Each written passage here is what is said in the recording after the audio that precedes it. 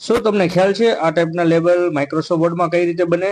તો વિડીયોને step by step and સુધી જોજો અને શીખો માઇક્રોસોફ્ટ વર્ડમાં લેબલ કઈ રીતે બનાવવા. માઇક્રોસોફ્ટ વર્ડ ઓપન કરી પહેલા આપણે મેલમાં જવાનું છે. મેલમાં આપણે સ્ટાર્ટ મેલ મર્જની અંદર એક ઓપ્શન છે લેબલ, તેની ઉપર ક્લિક કરશું આપણે. ત્યારબાદ આપણે A1 લેવાનું છે અને જે સાઇઝ છે A1 ની સામે એ સાઇઝ લેવાની છે. ડિટેલની અંદર જઈને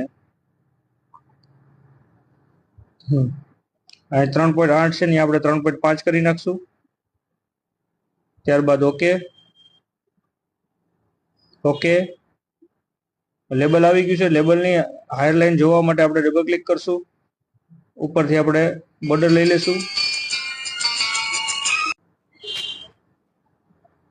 ઇન્સર્ટ મેનુમાં જઈ શેપ ઓપ્શનમાં જઈને પેલો જ ઓપ્શન છે ટેક્સ્ટ બોક્સ, તે આ બોક્સની સાઈઝમાં આપણે બોક્સ બનાવી લેશું. તેની અંદર આપણું જે કન્ટેન્ટ છે તેને લખી લેવાનું છે. તમારે મેં ઓલરેડી લખેલું છે એટલે કોપી કરી દઈશ. હવે જે બોર્ડર છે તેની પર ડબલ ક્લિક કરીને આપણે બોક્સની અંદર કલર ફિલ કરશું. કલર ફિલના ઘણા બધા ઓપ્શન આપણે જોવા મળે છે. ટેક્સટાઇલ કલર છે, ગ્રેડિયેટન છે અને સામે જે આપણે શેપ ફિલ દેખાય છે આમાંથી બી કોઈ બી રાખી શકો છો તમે.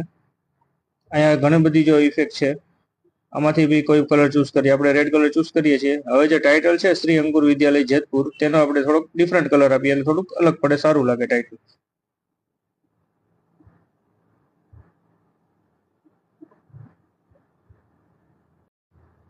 હવે આમાં આપણે આપણું પિક્ચર સેટ કરવું હોય તો આપણે ઇન્સર્ટ મેનુમાં શેપ ઓપ્શનમાં જઈ આપણે ત્યાંથી એક રાઉન્ડ બનાવશું.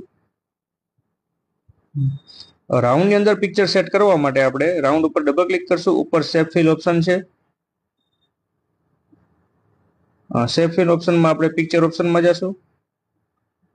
પિક્ચરમાંથી આપણો જે ફોટો છે આપણે લઈ લેશું, ઇન્સર્ટ કરશું એટલે એ રાઉન્ડની અંદર સેટ થઈ જશે. હવે એક બોક્સની અંદર આપણું લેબલ કમ્પ્લીટ ક્રિએટ થઈ ગયું છે. હવે બધા બોક્સની અંદર આપણે કેવી રીતે આવશે તેના માટે આપણે મેલિંગમાં પાછું જવું પડશે